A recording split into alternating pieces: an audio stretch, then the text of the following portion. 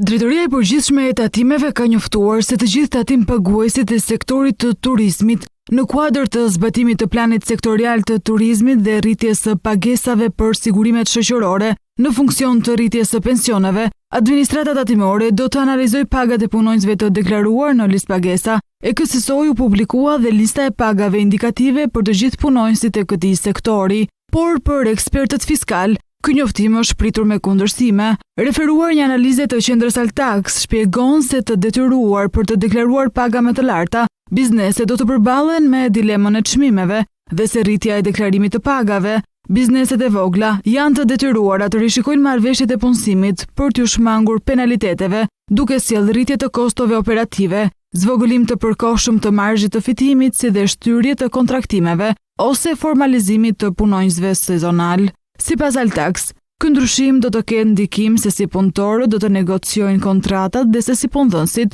do të strukturojnë marrëdhëniet e punës. E nga ana tjetër, punëdhënësit do të mund të shmangin deklarimet duke rritur kështu evazionin fiskal, por cili ishte vendimi i qeverisë në vitin 2008 që e rrëzoi kushtetuesja. Altax rikthen në kujtesë vendimin e Këshillit të Ministrave, i cili kishte të bënte me një pagë referuese për tatimin e profesionistëve të lirë dhe të vetpunësuarve. Ishte gjykata kushtetuese dhe administrative që e cilësuan si cënim të drejtave ekonomike dhe barazisë në taksim. Ndër të tjera, Altax thekson se zbatimi i listës së pagave indikative për sektorin e turizmit përbën një zhvillim të rëndësishëm, i cili ndikon në sjelljen e bizneseve të sektorit të shërbimeve, duke nisur nga ndikimi në strukturën e kostove të biznesit turistik, efektet potenciale në çmime dhe konkurrencë, si dhe impaktin e tregut të punës dhe kontraktimet.